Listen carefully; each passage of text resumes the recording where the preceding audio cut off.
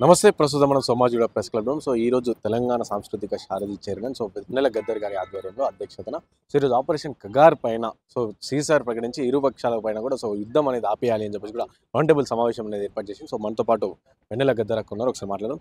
చెప్పండి నాకు, అంటే మీరు ఆపరేషన్ సీసార్ ఆపాలని చెప్పేసి ఎంత ప్రయత్నం చేస్తున్నారు సార్? ప్రజా సంఘాలు కావచ్చు, మీలాంటి వాళ్ళు కావచ్చు, వామపక్ష పార్టీ అందరూ కూడా ప్రభుత్వంపై ఒత్తిడి తెచ్చే ప్రయత్నం చేస్తున్నారు. అయినా సరే కేంద్ర ప్రభుత్వం వెనక్కి తగ్గట్లేదు. ఏమనుకోవచ్చు? అది మొండి వైఖరిగా తెలియజేస్తుంది.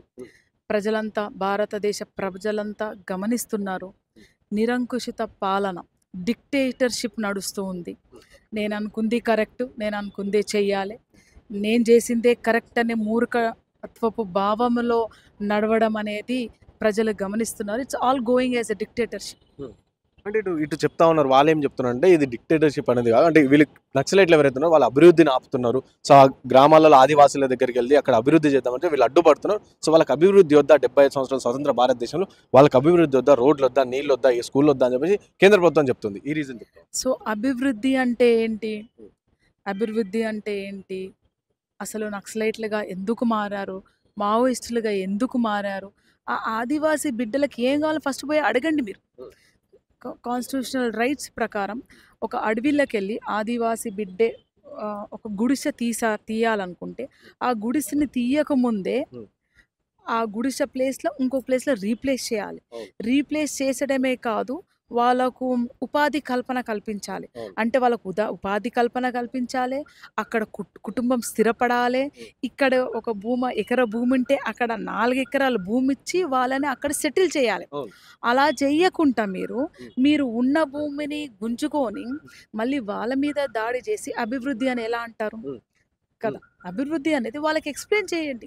మీరు వాళ్ళతో కూర్చోండి, వాళ్ళతో మాట్లాడండి.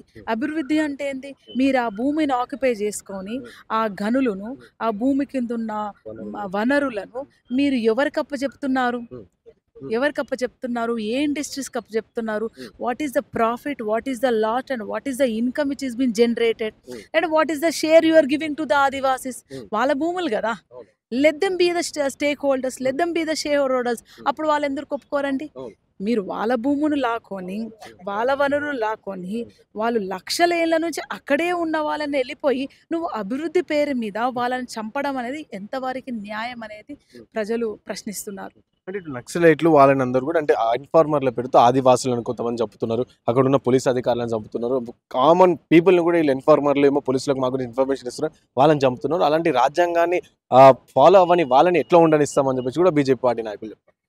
ఇక్కడ పోలీసులు కానీ, గ్రేహౌండ్స్ కానీ, ఇన్ఫార్మల్ కానీ, ఆదివాసులు కానీ, అడవిలండలో కానీ అందరూ ఎవరండి? పేద పిల్లలే, ఆదివాసి బిడ్డలే, దళిత బిడ్డలే, గిరిజన బిడ్డలే, అమాయకులే.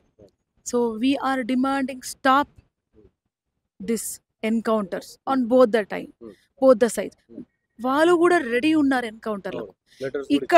ఇక్కడ ఆదివాసీలు, మావోయిస్టులు, ఇన్ఫార్మల్ అనే నేపథ్యంలో లేకుంటే గ్రేహౌండ్స్ కానీ పోలీసుల మీద దాడి కాదు, ప్రతి దాడి చేస్తున్నారు. మీరెళ్ళి వాళ్ళ మీద దాడి చేస్తున్నారు కదా, వాళ్ళని కాపాడుకోవడానికి ప్రతి దాడి చేస్తున్నారు. ఈ ప్రతి దాడిని ఆపాలనే, ఈ ఆపరేషన్ కగార్ని ఆపాలనే మనము సామాన్య ప్రజలుగా, భారతీయులంగా కోరుతున్నాం. సో దాడి ఎవరు చేస్తున్నారు? ముందుగా నువ్వు దాడి ఎందుకు చేస్తావు? ముందుగా నువ్వు ఫస్ట్ పోయి మాట్లాడు. వాళ్ళు మాట్లాడడానికి రెడీ. నువ్వు దాడి చేస్తున్నావు అంటే ప్రతి దాడి చేస్తున్నారు. ఇక్కడ వాళ్ళే దాడి చేస్తున్నట్టు వాళ్ళు గన్నులు వేసుకొని ఏమైనా అర్బన్ ఏరియాలకు వచ్చి, నీ పార్లమెంట్ మీదకి వచ్చి, నీ ఇంటి మీదకి వచ్చి దాడి చేస్తున్నారా? నీ సొత్తు ఎత్తుకొని పోతున్నారా? నీ భూములు కబ్జా చేస్తున్నారా? లేకుంటే వాళ్ళు ఏమైనా రేపిస్టులా, లేకుంటే దళారీలా, లేకుంటే గంజాయి వంచుతున్న వాళ్ళ? వాళ్ళందరూ రోడ్డు మీద వదిలేసి వాళ్ళంతా ఏమో బెంజకాలలో తిరుగుతుంటే, అడవిలా మా నీళ్ళు మాకుండని, మా భూమి మాకుండని, మా గటక గంజి మాకుండని అంటే నువ్వు వాళ్ళని పట్టుకొని చంపేసి శాంతి భద్రతలకు భంగం కలిగిస్తున్నారని ఏ విధంగా చెప్తారని ప్రజలకు జస్టిఫై చేయాలి. కేంద్ర ప్రభుత్వం కూడా చాలా బలంగా ఉంది. 2026 మార్చి నాటికి ఒక డేట్ కూడా చెప్పి నక్సలైట్లు లేని భారతదేశం చూస్తే మావోయిస్టులు ఎవరైనా అందరినీ చంపేసామని క్లియర్గా అయిపోయింది. రీసెంట్గా మనం చూసినాం, నంబాల కేశవరావు గారు చంపినప్పుడు మోదీ, అమిత్ షా ట్వీట్లు పెట్టి కంగ్రాచులేషన్ చెప్పుకున్నారు. ఒకవైపు వ్యతిరేకత వస్తుంది, అంటే మన దేశ పౌరులు అని చెప్పి మీరు ఏ విధంగా కంగ్రాచులేషన్ చెప్పుకుంటారు అని చెప్పి వ్యతిరేకత వస్తుంది. అదే చిన్న పిల్లవాడికి ఈ కథ చెప్తే కూడా నవ్వుతారు. ఎందుకంటే the science, as per science, ప్రకృతి కూడా Hmm. ఎక్కడైతే అణిచివేత ఉంటుందో అక్కడ తిరుగుబాటు ఉంటుంది. సంవత్సరం బిడ్డకు కూడా తల్లి అన్నం పెట్టకపోతే కొట్లాడి గుంజుకొని అన్నం తింటారు. రేపో మాపో చనిపోయే తండ్రి తమ పిల్లలు చూడకపోతే నా ఆస్తి నీకు రాసియరా, వీలునామా రాసియరా అని చెప్పి తిరుగుబాటు చేస్తారు. కుక్క అయినా తిరుగుబాటు చేస్తుంది, చెట్టు అయినా తిరుగుబాటు చేస్తుంది, ప్రకృతి తిరుగుబాటు చేస్తుంది. మూ సమస్య మీద నువ్వు నిర్మూలించక, సమస్యని ఎన్కౌంటర్ చేయక, నువ్వు సామాన్య ప్రజలను ఎన్కౌంటర్ చేసి సక్సెస్ అనుకోవడము అది ఎంత దారుణమో, ఎంత దారుణమో. అది లిటరలీ ఒక హిట్లర్ చేసిన విధంగా ఉంది. అంటే మనుషులు చంపి ఆనందపడడం, ఒక శత్రువు చనిపోయినా అయ్యో చనిపోయిన అంటాం, అవునా? ఒక పిచ్చి కుక్క చచ్చిపోయినా అయ్యో పోనీలే పిచ్చి కుక్క అయ్యో చచ్చిపోయిందని ఆ పిచ్చి కుక్కను కూడా తీసుకుపోయి మన సాంప్రదాయబద్ధంగా పూడికలు చేస్తాం. అట్లాంటిది మన భారతీయ బిడ్డలను, ఆదివాసీ బిడ్డలను నువ్వే అడవిలో పోయినావు. వాళ్ళు బయటికి రాలే కదా, నీ ఇంటి కాడికి రాలే కదా, నీ పార్లమెంట్ కాడికి రాలే కదా, నువ్వే అడవిలోకి పోయి వాళ్ళని చంపి నువ్వు ఆనందపడుతున్నావంటే భారత ప్రజలు గమనించుకోవాలి ఎటువంటి పాలన నడుస్తుంది, ఎటువంటి బీజేపీ పాలన నడుస్తుందని గమనించుకోవాలి. సో ఫైనల్గా చెప్పండి, ఇటు కాంగ్రెస్ ప్రభుత్వం కూడా ద్వంద్వ వైఖరి చేస్తుంది అని చెప్పి చెప్తున్నారు. అంటే రెండు ఇటువైపు ఒకవైపు ఆపాలి అని చెప్పి చెప్తున్నారు. సో ఇండైరెక్ట్ గా కూడా అక్కడ సపోర్ట్ చేస్తుంది, ఇలా మురుగులో జరిగిన ఎన్కౌంటర్లు కావచ్చు. సో ఈ విధంగా ఎందుకు డబుల్ స్టాండ్ తీసుకుంటుంది అని చెప్పేసి వామపక్ష పార్టీలు కూడా చెప్తాను. మొదటి నుంచి నాకు తెలిసిన వరకైతే ఈనాటికి కూడా నేను ఈరోజు వచ్చి కాంగ్రెస్ పార్టీ సభ్యురాలుగా నేను ఇక్కడ ఉన్నాను. ఇక్కడ అందరినీ కలుపుకొని గద్దరన్న బిడ్డగా మొదటిగా అందరినీ కలుపుకొని నడపాలనే కాంగ్రెస్ పార్టీ ఆధ్వర్యంలో నాకు సపోర్ట్ ఉంది కాబట్టి నేను ఈ ఆపరేషన్ కగారు నిలపాలని అన్ని పార్టీ ఆల్ పార్టీని కలుపుకున్నాను. అంటే నేను ఈరోజు వచ్చి మాట్లాడుతున్నానంటే కాంగ్రెస్ పార్టీ సపోర్ట్ లేదంటారా, రేవంత్ అన్న గారి సపోర్ట్ లేదంటారా, ఏఐసిసి గారి సపోర్ట్ లేదంటారా? ఉంది. మొన్న 1 మంత్ ఒక 20 days ముందు హరగోపాలరావు గారు, డాక్టర్ గోపీనాథ్ గారు, ఇన్నారెడ్డి గారు, అట్లాగే జంపన్న గారు, వీళ్ళంతా లాస్ట్ టైం 2005లో జరిగిన శాంతి చర్చలో మెంబర్స్. వాళ్ళు వచ్చి రిప్రజెంటేషన్ చేసినప్పుడు ఇమ్మీడియట్గా రేవంత్ అన్న గారు దాన్ని పాజిటివ్గా రియాక్ట్ అయ్యి దీనికి సంబంధించిన నోట్స్ ప్రిపేర్ చేయమని సీతక్క గారికి, అట్లాగే మన జానారెడ్డి గారు లాస్ట్ టైం తను కూడా శాంతి చర్చలో భాగం ఉండే తను కూడా కూర్చొని దానికి సంబంధించిన వివరాలు ప్రిపేర్ చేసి ప్రభుత్వానికి, కేంద్ర ప్రభుత్వానికి సమర్పించడానికి రెడీగా ఉన్నారు. మొన్న ములుగురు జరిగిన విషయానికి కూడా సీతక్క గారు కాంగ్రెస్ పార్టీ మంత్రి, తను ఒక దళిత బిడ్డగా, ఆదివాసి బిడ్డగా తను ఇమీడియట్గా రియాక్ట్ అయ్యి ఇక్కడ ఆదివాసులు ఎవరైతే చనిపోయారో ఆ కుటుంబాలకు వెళ్ళారు. అట్లాగే ప్రతిచర్యగా ఎన్కౌంటర్ అయిన పోలీసులు ఆదివాసీ బిడ్డల దగ్గరకు వెళ్ళి తమ వాయిస్ ఇవ్వగలిగిన.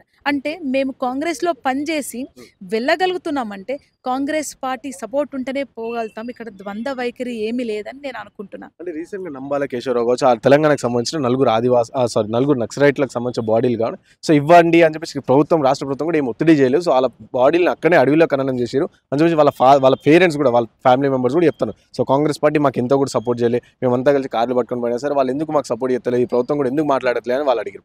అయితే ఇక్కడ ఓన్లీ దళితులు, ఆదివాసులనే కాదు, బీజేపీ నుంచి కాంగ్రెస్ వాళ్ళ మీద కూడా దాడి జరుగుతుంది.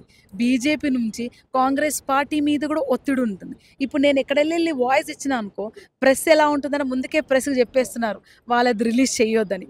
ముందుగానే వీళ్ళెళ్ళి కొట్లాడుతుంటారు, ఇవ్వట్లేదు. సో ఈ కమ్యూనికేషన్ గ్యాప్ వల్ల కూడా ఎవరైతే మొన్న సీతక్క ఉందనుకో, సీతక్కకు పర్మిషన్ ఉంది. ఇప్పుడు మధు ఆశగా కానీ, బట్టి అన్న కానీ, రేవంత్ అరే పర్మిషన్ మనం ఎందుకు ఇవ్వమంటారు. కానీ కింద ఉన్న క్యాడర్ ఆఫీసర్ ఇంకా బీఆర్ఎస్ క్యాడర్ ఉన్నారు, ఇంకా బీజేపీ క్యాడర్ ఉన్నారు, వాళ్ళు దాన్ని ప్రమోట్ చేయట్లేదు.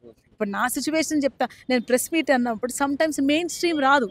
ఎందుకు రాదు, ఫోన్ అయితే వస్తామంటారు, రాలేకపోతారు. వాళ్ళకి ఆల్రెడీ చెప్తారు మీరు పోతే మిమ్మల్ని మీ పని చేస్తామని ఉంటారు. సో ఇలాంటి గ్యాప్ వల్ల కూడా Congress party is very clear.